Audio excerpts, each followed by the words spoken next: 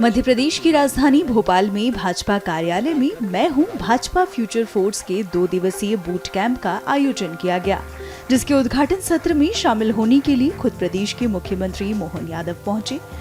इस दौरान गुलदस्ता देकर और अंगवस्त्र पहनाकर उनका सम्मान किया गया, जिसके बाद सीएम मोहन यादव ने अपने संबोधन के जरिए युवाओं को दिशा दिखाई।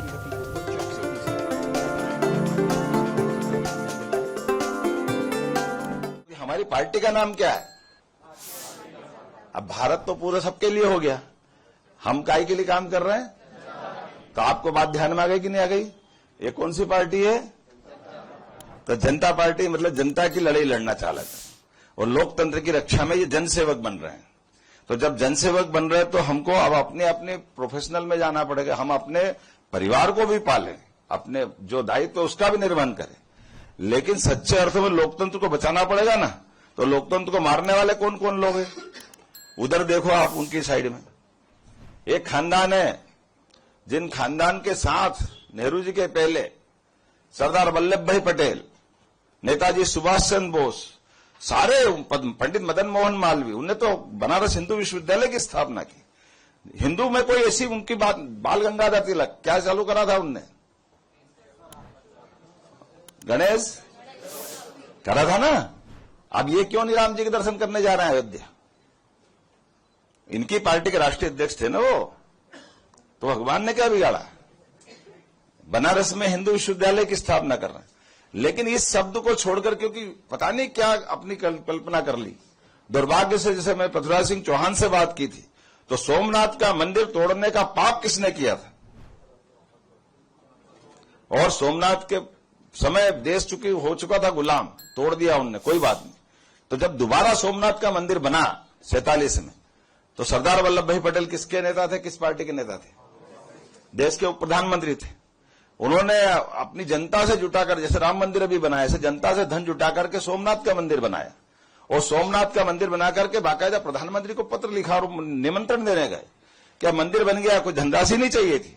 आप भगवान के दर्शन करो, पहली बार देश का 1000 साल बाद प्रधानमंत्री बना है, तो आप आइए, हमको गौरवान्वित कीजिए। ये प्रथम ज्योतिर्लिंग हमारे हैं, हम अपन सब मिलकर के आनंद मनाएंगे। नेहरू जी ने क्या किया? अरे कि हम ये समझ करो, दूसरे धर्म के लोग नाराज हो जाएंगे। अब इसको क्या बोलोगे आप? जिस देश ने 1000 साल की गुलामी सहन की, उसका पहला प्रधानमंत्री वोट के लिए केवल, और बिना बात के, वो कांग्रेस के थे, कोई बीजेपी वाले नहीं थे। हम तो बीजेपी थी भी नहीं उस समय, जनसंघ भी नहीं बनी थी, जनता पार्टी भी नहीं थी।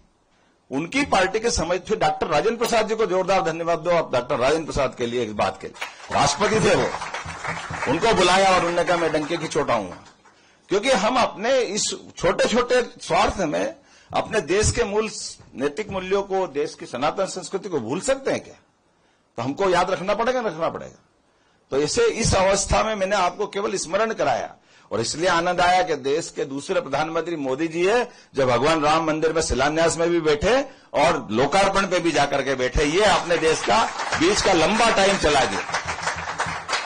दुर्भाग्य से अटल जी के टाइम ऐसा अवसर नहीं आया, लेकिन बाकी की तो हिम्मत ही नहीं पड़ी डंके की चोट दर्शन करने की, डंके की चोट बात करने की। हम किसी की निंदा नहीं कर रहे हैं, लेकिन जो बहुसंख्यक देश के लोग जिस पर श्रद्धा करते हैं, उस श्रद्धा में वो भी शामिल होते हैं, पर उसका प्रकटीकरण नहीं करते। तो ये भीरूपन क्यों होना चाहिए? ये डर क्यों होना चाहिए? इसलिए हम इस बात को भी रेखांकित करते कि अगर आप प्रोफेशनल करके सामने आ रहे हैं, तो ये बात हमको समाज में ले जाने की जरूरत है। हमारी व्यवस्थाओं से जुड़ करके मैंने इसमें देख रहा, डॉक्टर, वकील, इंजीनियर, प्रोफेशनल, नव उद्योगपति, नव उद्यमी सब आए हैं। अब हमने इस सब में आगे बढ़ा करके बहुत सारे अवसर दिए। लंबा समय चला गया, लेकिन मैं मान के चलता हूं, जो आपसे मैं बात कर रहा था, तो मुझे लगा कि थोड़ा सा बेस से बात करना पड़ेगी। और बेस से बात करने में हम ये सब बातों को समझ रहे हैं कि आज हमारी भूमिका है, तो हमको गुरु गोविंद सिंह जी को भी नहीं भूलना पड़ेगा।